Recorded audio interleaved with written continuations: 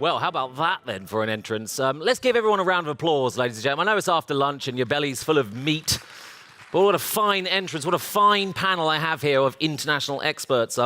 My name's Justin Lebbon. I'm a co-founder and director of Mediatel Events. We produce events for the TV, media, and advertising industry all over the world. Absolutely delighted and honored and shocked to be leading the international experts panel. I want to firstly start off by thanking the organizers, Thomas and his team. They are phenomenal. It's been so well organized and we've been so well looked after, and it's a real pleasure to work for an event organizer like this. So it's been a really excellent experience, so I appreciate that. I'm also delighted to be in Hamburg for the first time because my dear old grandma is from Hamburg, and she's regaled plenty of stories of running through the streets, of raining rocks and bombs and carrying my uncle in a pram. She moved to the UK in the 50s, and she's still alive and kicking today at the grand old age of 97. So you Germans do build them well. But she says to me this, every time she sees me, she grabs me by the cheeks and she tells me that I get my looks from my German side, but my stupidity from the British. Ooh. Yeah, I know, but you can't blame her with Brexit, can you? So back on topic, the organizer said I'll be chairing the International Experts panel. They didn't say I'll be chairing all the experts. So with our large panel, I'm going to implore speakers to be succinct, funny, and succinct. And to introduce everyone, I'm going to have a brief chat with them. And then we're going to go into a more debate style where it's a free-for-all. So, Nola, you get the first question. You're the video player on the panel. Tell us how video is embracing this world of programmatic at the moment in your field. Yeah, I mean, video is huge in programmatic. Everybody is talking about video. It's really good for branding and awareness. There's a lot of opportunity for it, also for performance. And Dailymotion has global scale, being a video player, working with premium content partners across the world. And so we're really excited that programmatic is starting to embrace video more and more. So do you think programmatic will come to sort of traditional TV trading mechanisms? Do you think that's really a likely goal? I mean, in the US, we're seeing CTV kind of really take the reins here over linear as users are cord cutting and starting to watch more of their television digitally. So the video market is definitely taking advantage of that. There's still some issues with scale on premium content that's available on digital television and the measurement as well. But those issues are going to start to get resolved and are already starting to get resolved. And we're just going to see programmatic, I think, kind of take reign there the way that it has with display. You think so? Media owners tend to make a lot of money from their spot selling on their big primetime shows. So I don't know. I think that's a long way away. Now, you don't have UGC content anymore. I think this is worth explaining.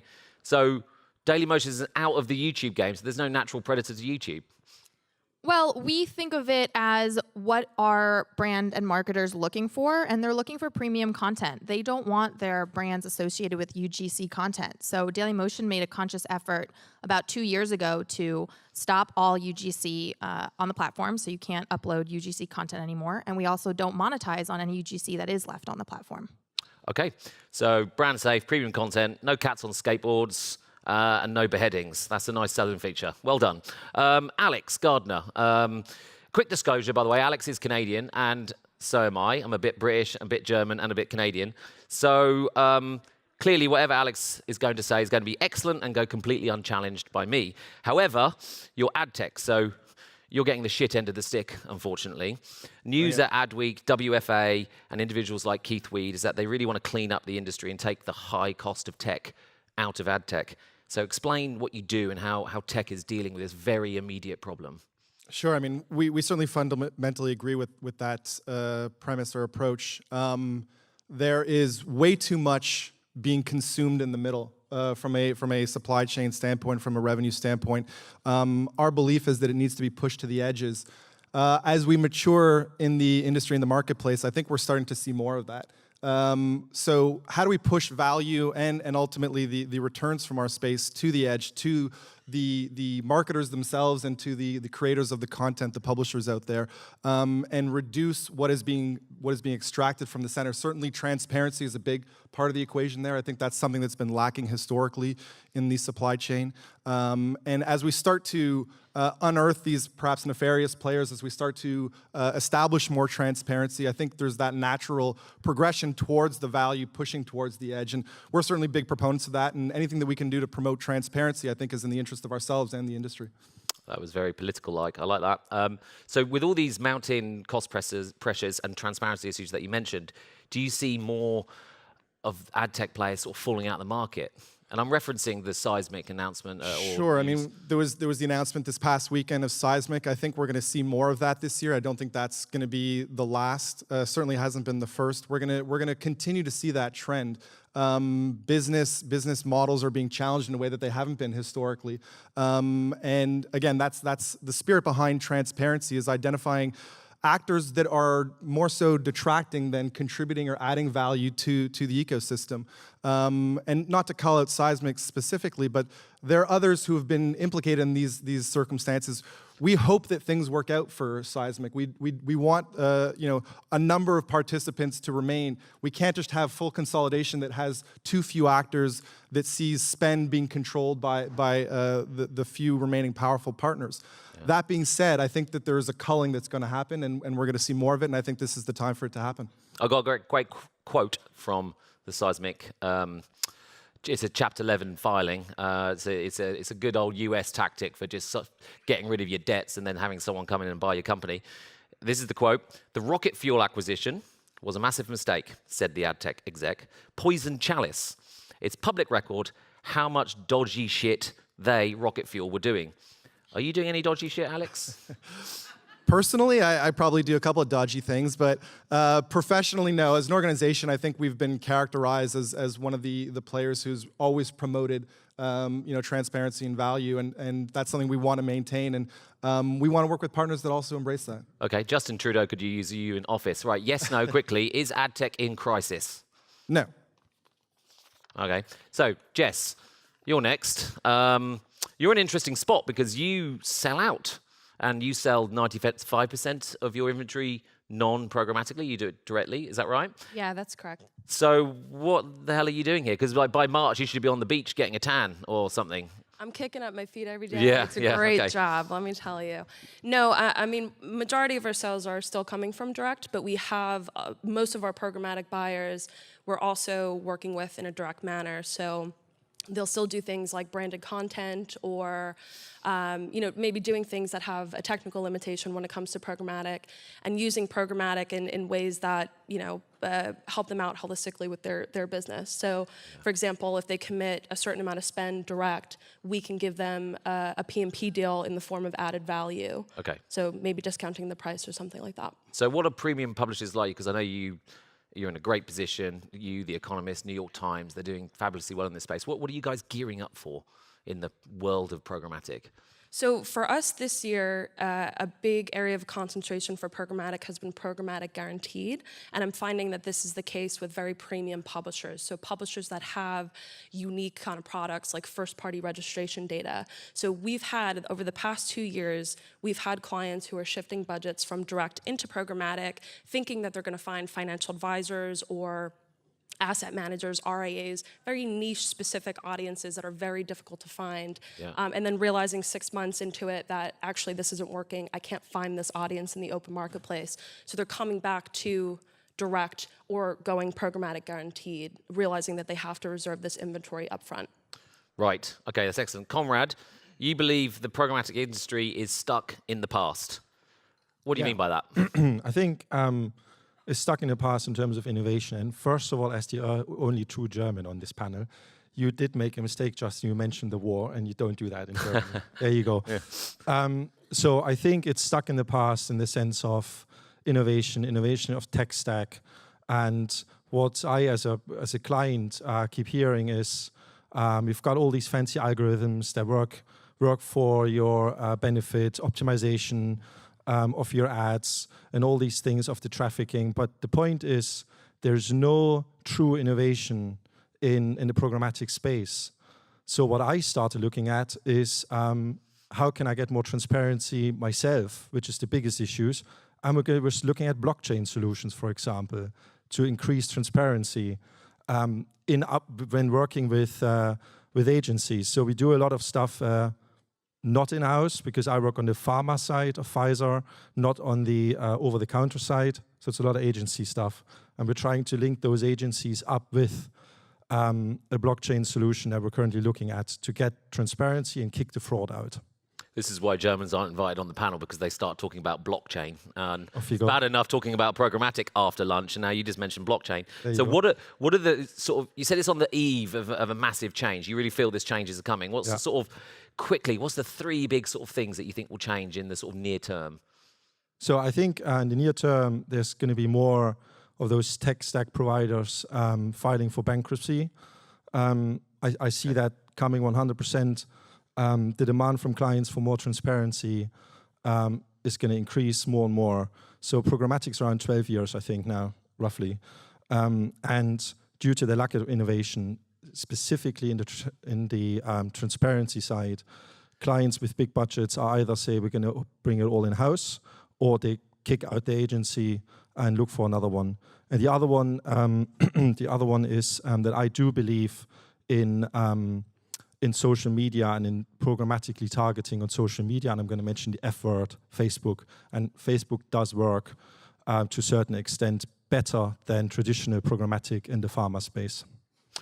Okay, so you want transparency in the whole sort of ad tech ecosystem, not just the agency sort of client contract. Well, I want to know where my money's being spent on. Yeah. Okay.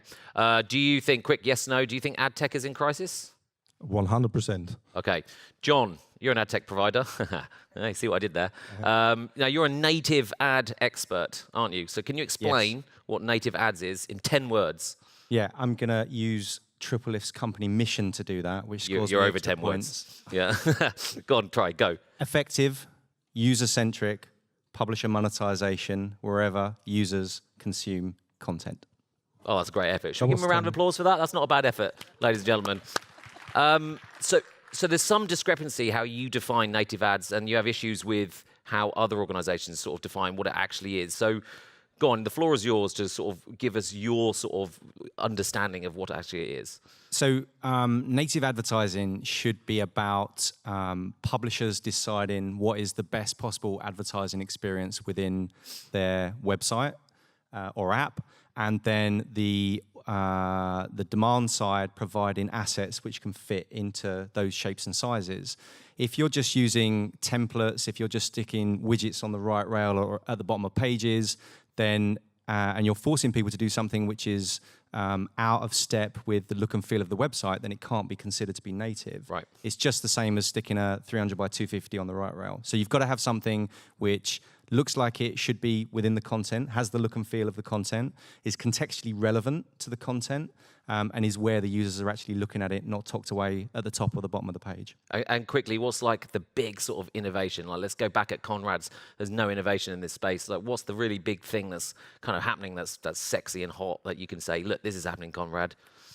So I think that the most interesting part of native is if you do it correctly, you're leveraging the power of the publisher that you're working with to really get your brand message across. And in the past, it's been very expensive to do that because you've had to have these massively expensive branded content integrations. But what we can do with native programmatic is start to make it much more cost effective for you while still having that same brand integration within a publisher's site. Well, where's the tech innovation in that? Can I chime in on that one? I would argue that there's been actually meaningful innovation in even the recent past. So there's tech, and then there's also, call it regulatory, be it the efforts by the BVDW around a code of conduct, or even adoption of ads.text, which has had a meaningful impact on the ability to misrepresent supply as something other than what it is. Those are two easy examples, and the adoption of ads.text was incredible. It was a global initiative that happened over the course of literally months. And if we think about the sell side and innovations around header bidding and the ability to unify the auction and provide equal access and visibility, elevate the ability to effectively compete across platforms, I think those are just a few examples of really significant innovations that have happened over just the last couple of years. And if you think about, just to go back to the point as well, So, if you think about what we're saying we're going to do, is we're going to take a core set of assets that you provide to us, so one image, one brand logo, a headline, a caption, and we're going to create something which can run across hundreds of thousands of different shapes and sizes of placements. You can't do that with humans, because that would just be that wouldn't be cost effective. You have to have technology to do that. So that's where the innovation is. Konrad, are you satisfied with that? No, I just want to let other people speak and not fill the air. Okay, fine. So Simon, unfortunately, we run a bit over time on that final round. I want to give you a chance here to sort of wrap up what everyone has said and provide sort of an explanation of what you do, but you have to do it in one word now. Ad tech. So seriously though, can you just, from an AIB perspective, can you just, how are you guys sort of looking to clean up some of these issues? There's clearly quite a few problems here, and what are you guys doing to sort of deal with that? Yeah, so I sit on the panel with two clear heads on, which makes me a little bit strange. But I represent IAB Europe, and I lead the Programmatic Trading Committee. The IAB is a collection of members, and it's trying to represent and grow the footprint of the industry. So what do we try and do in that? We try and provide research projects, research insights that can help people understand trends in the market. And we also try and provide practical, helpful guidance. And I think specifically to a couple of the issues around things like trust and transparency, we produced a trust and transparency guide 2 years ago, which really is enabling advertisers who maybe are less experienced in the market to know the questions. And for me, some of the thing about trust and transparency is a little bit of a misnomer.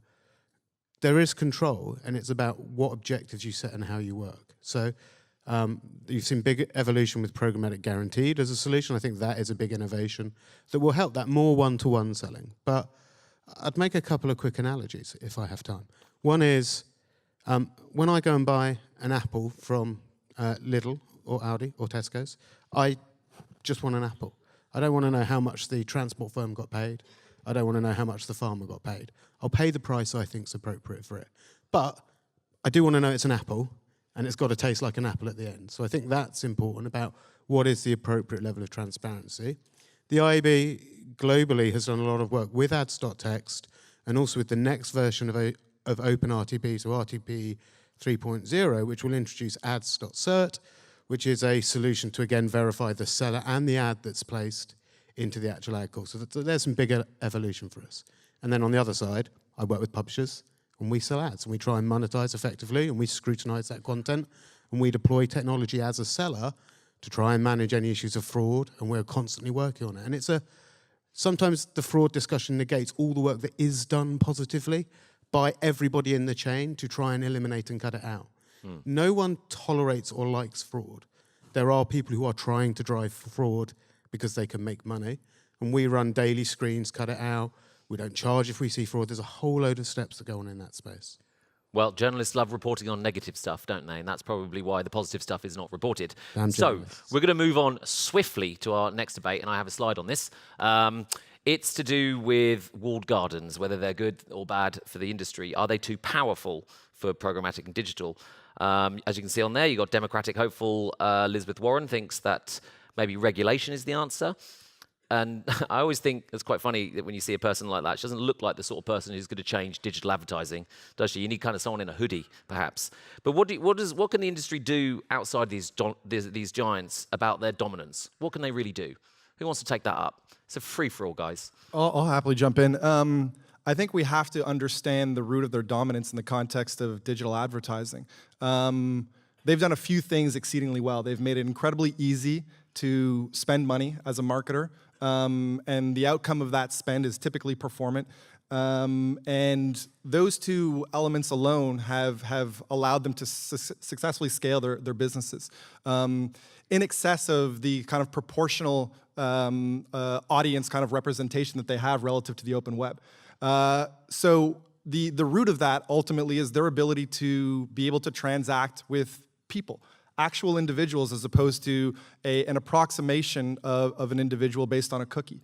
The responsibility that we have as an industry to reestablish balance in the marketplace is to create more equality and take away that advantage, or at the very least redistribute that advantage to the open web. And that's ultimately what's resolved through the efforts being made around identity. We have NetID in Germany, and there are other strategies being deployed elsewhere. I think that as an industry, we need to recognize that it's no one participant that's going to be able to solve this. We need to collectively work together to combat. So you want to get rid of GDPR, essentially? No, not at all. I think that that's a separate part of the equation. I think that GDPR has actually, had somewhat of an opposite effect of what was intended, and we need to reconcile that. But GDPR and those regulations are going to happen in spite of what we're doing around identity. We need to create the solution in the context of the regulatory requirements, but that doesn't change the need to solve for identity relative to what the walled gardens are able to accomplish. We just can't do it in the open web today. I think, I think there's a couple of points. One, we absolutely have to recognize what both of those businesses do well. And actually, honestly, so much of their success is not driven by brand advertisers. It's not driven by the top 200 advertisers.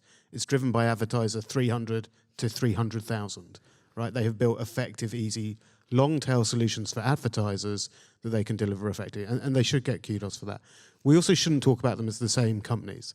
They play very, very differently in the space. One is a walled garden and network. One is a large provider of tech to the whole marketplace that has elements of its own media walled off. Now that gives it strong advantage, and they're definitely a thing. But Justin, you started with the question, is this going to change anything? The fact that Elizabeth Warren has made it part of her process to be just the Democratic nominee guarantees it will be a topic in the election, guarantees that regulation will come. And regulation is already coming. So ad tech, advertising, cannot fight, shouldn't fight. We actually should be thinking about where consumers are using data positively, and we're starting to see GDPR cases reinforce that need of explicit consent. And that's a challenge in this market, which hasn't necessarily taken that view. It's taken a more legitimate interest view. But regulation takes time to have an impact, but it's going to have a massive impact over the next 12 months. I'd like to add, one of the things that scares me about an Elizabeth Warren talking about these topics is if you watch the Facebook, Mark Zuckerberg with the Cambridge Analytica scandal talking to the government of the United States, they had no idea about ad tech.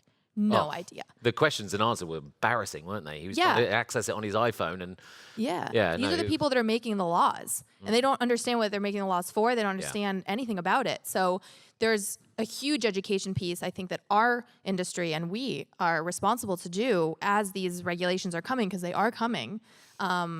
And also to the users, the everyday people out there, which is you guys, which is us, but also the people that don't understand ad tech, as to what it is that ad tech provides for them, which is a free internet, quote unquote free, right? Nothing is really free, but this is what we're providing for them. So I do think that the Googles and Facebooks have their place, of course, but their power is in their scale and in their data. What we offer as a independent side of the industry is that transparency that I know you're seeking. But then the question is, why are so many budgets still going to Facebook and Google if transparency is really what marketers are looking for? That's something that I think is really important in this discussion, which is the amount of effort the buy side is prepared to put into the construction of a media plan. And if it's just a case of we're going to just put 80% of it to Google and Facebook because that's what we always do, then there is a real challenge. Our client's a bit lazy, is that what you're saying? I'm just summarizing.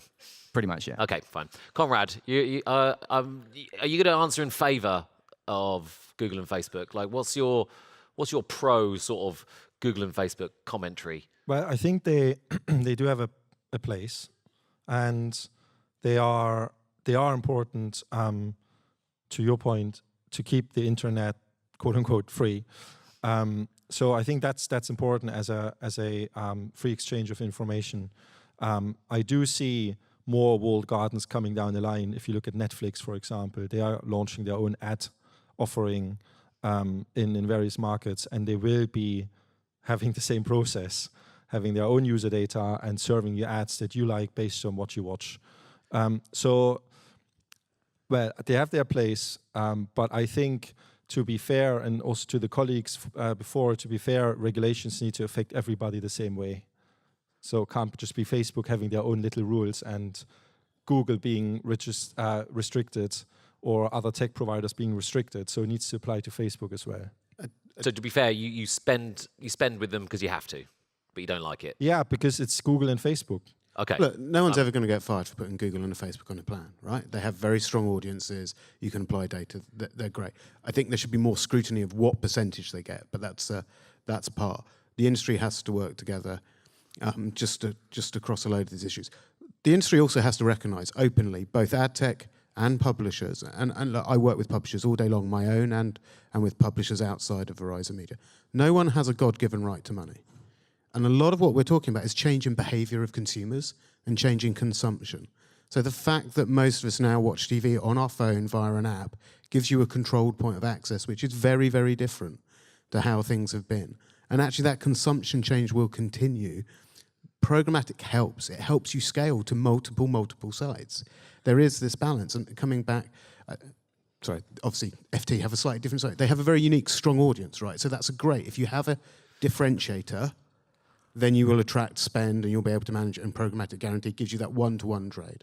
But actually, where you're looking at consumers with very different lives and second screen, the ability to buy across a much greater range of sites brings you value, but it brings complications with it, and it brings costs. No ad tech vendor, no data vendor is a charity. Everyone is trying to survive first, make some money second, maybe make a lot of money if they're really lucky, or maybe sell themselves, right? But everyone is fighting to survive, and there is a need to make money. But publishers have to recognise that just because they used to make money doesn't necessarily mean they will anymore. Okay, just on the final word on this, Jess, obviously you can compete with the two big boys with premium. And John, you think context is going to play a role. So very quickly, Jess, how does that work into your model, competing against the big guys with your offering? Yeah, I mean, I wouldn't say, we're still a very niche. I would say the FT is probably one of the larger niche publications, right? It's still pretty small. We're never going to compete with Google and Facebook, but I think it does boil down to having that unique product that no one else can offer you. But in terms of, what you mentioned, other publishers should be doing this, I agree, but I think it's a lot easier said than done. The FT was the first publisher to put up a digital paywall 15 years ago. They were so ahead of the curve. And now you see other publishers scrambling to catch up, and now the market is saturated with publishers trying to get people to pay for their content. It's not a realistic thing. You have to provide value, right? So if you're going to charge someone, you have to have subscription models of value exchanges. So I pay way too much money on TV and internet and magazine subscriptions. Right. And I cut one recently because it was a magazine actually, I wasn't reading it. You know what, 2 months later I've just reactivated it because actually I still want that content in my life. Yeah, but there is as a tolerance a consumer to pay. though, if these publishers start leaving the market, we're not getting access to the important information that they're publishing. So I don't think it's realistic to think that every publisher is going to be able to offer something super unique like the FT or like publishers that have had paywalls for a long time. I think there's a very specific with news and the value of journalism. And my favourite film is Spotlight, and if you look at that, that's a multi-month acquisition into a horrible subject, but it's a great bit of investigative journalists. You can use the Times, the Guardian, the Telegraph, expenses, scandals, any of those things. Those are hard to monetize. I think John talked about monetizing published inventory. A multi-month investigation is hard to monetize at scale, and that still has a worth. So I think how journalism gets funded is a very different challenge. Okay, John, final note. But it is about what brands want to associate themselves with, in which case context does become important. So if you're a brand that believes in the power of the free press and that type of investigation, then perhaps you do want to associate yourself with it. But that's not necessarily something. So context, if you think about these two guys, can get split right down the middle. On the Google search side, context is everything because that's what a search keyword is. On the social platforms, context becomes what are you being associated with as a brand. And yes, I can target all the right users that I want to, with amazing granularity, but do I want my brand associated with a piece of user-generated social content which is going to sit above and below it in the feed? Maybe not. Okay, so just to summarize, whether they're good or bad for the industry, I have no idea, and I have no idea how to respond to it, but I hope you guys got some good insight from that. Both good and bad. Yeah, Both good and bad. My next area is like one of my favorite topics to debate, and this is what we're all here for. We're here to support brands to sell stuff, okay? They market on websites for $1, let's say, or whatever they do for TV ads, and hope to get $4 in return. This is a slide I've got up here of campaign effectiveness over the last 10 years or so. And as you can see, from 2010 to 2016, it's fallen off a cliff. Now, this is actually British, effectiveness of British campaigns. So you could argue, yeah, maybe the British are just bad at marketing, but that's not the case. It's an IPA study. It's by Lebbon and Peterfield. It's very credible stuff. And this is measured in terms of market share, profit, and penetration, which has started to recede for these companies. The author argues that it's the combination of short-termism, over-tight targeting, and an obsession with tactical online activation. And it coincides beautifully with the rise of programmatic and digital spend. So the question is programmatic delivering when you see tables like that? Who'd like to take that on? I think what is clear about programmatic and that growth chart there is that the industry is embracing these types of buying tools because there is a perception that it makes it easier for them to do their jobs and to reach the people that they want to reach. I think what the bigger challenge is the one with the short-termism. So brands jumping from quarter to quarter and responding to the feedback they're getting from an algorithm without actually thinking about what is the long-term strategy of how we're going to market our product and grow the effectiveness of our advertising.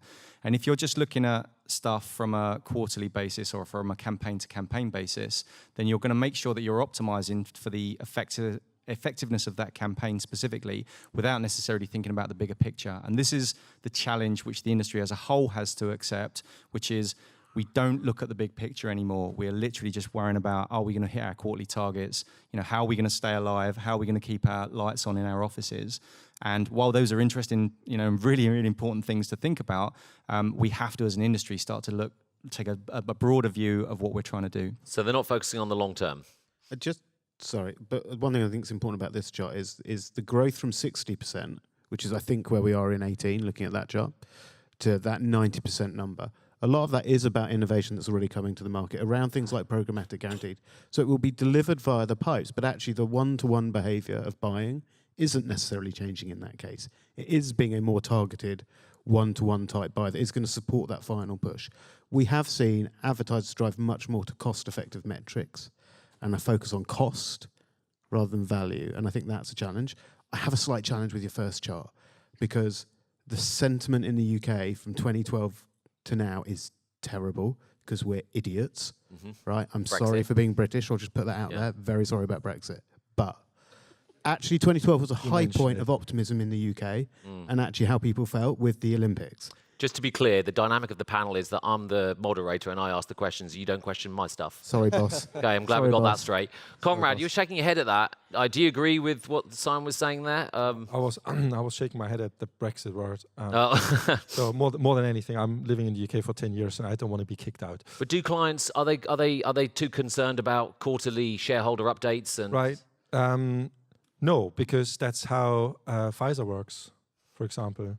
So we have quarterly updates and quarterly investor calls and all that stuff.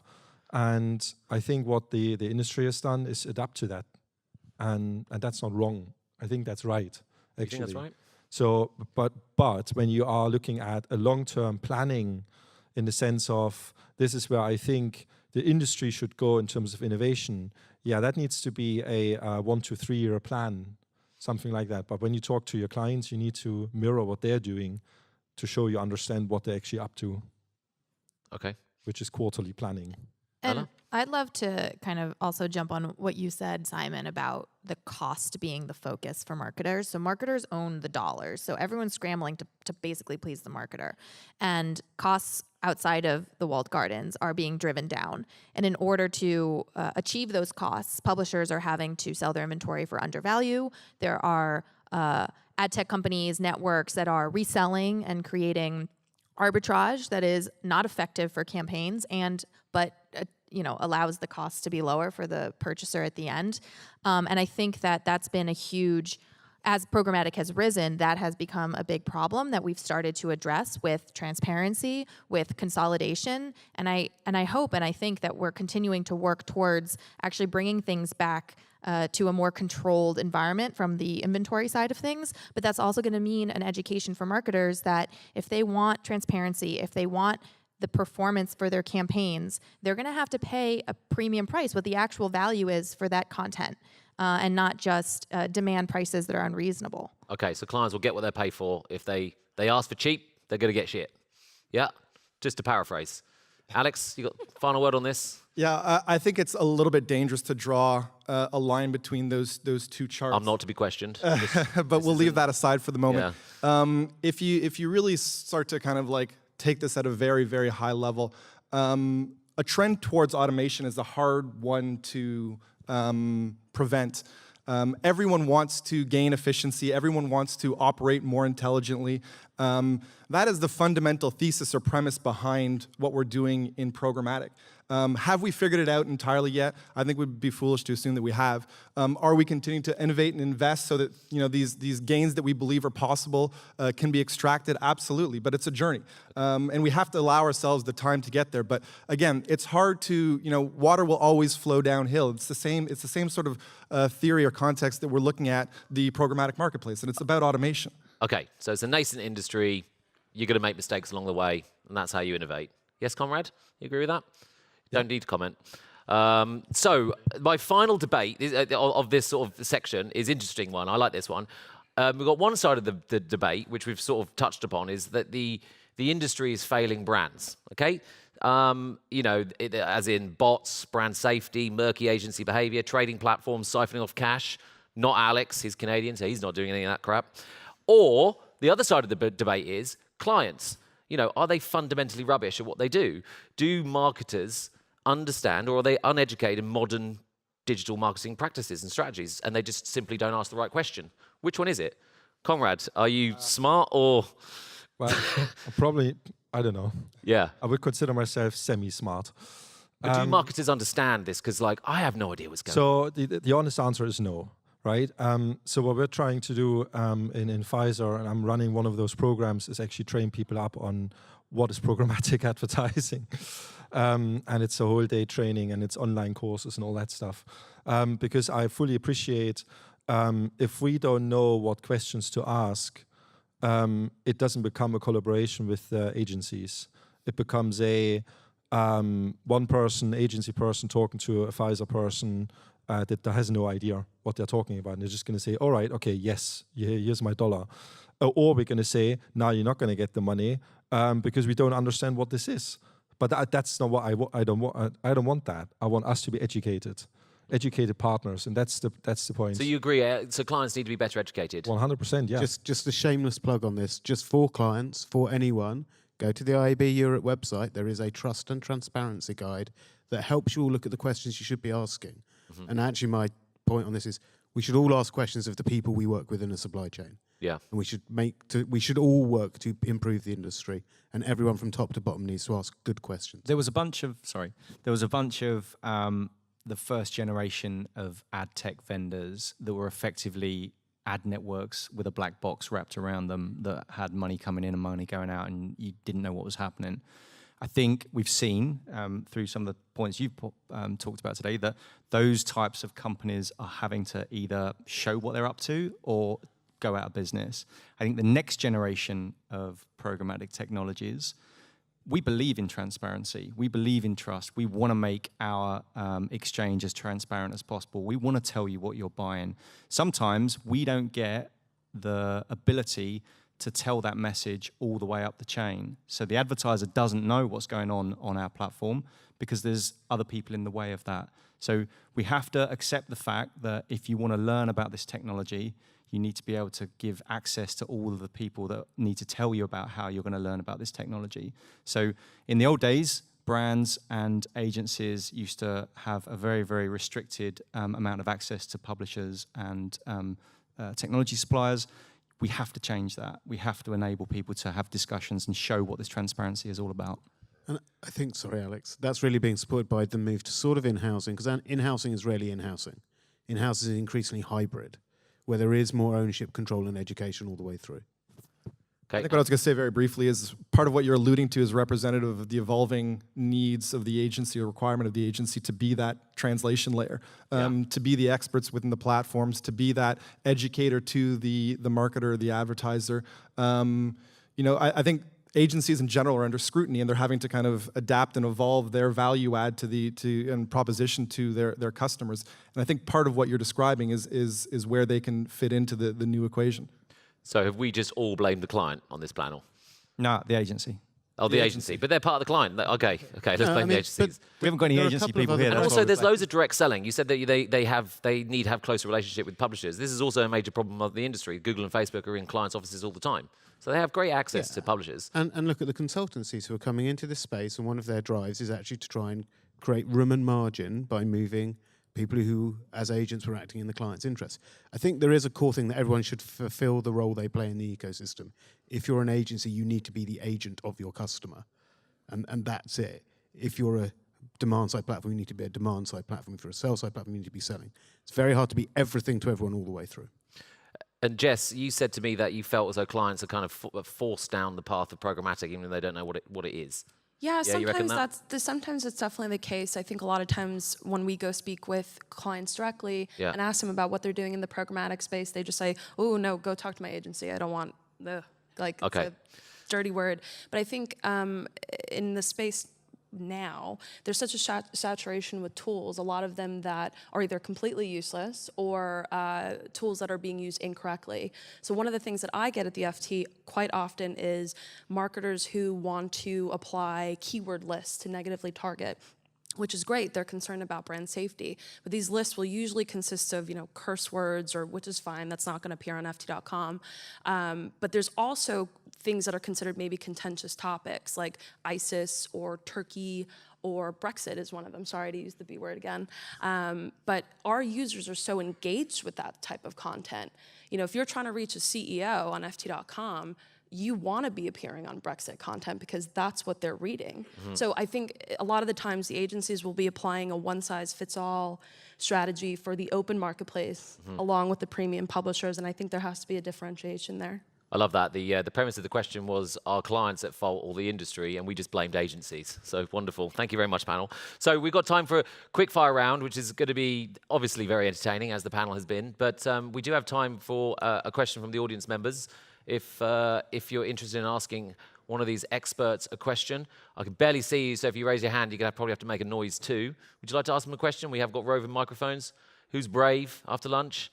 Nobody. They clearly like the cut of my glib, so I'll continue. Okay, quick fire round.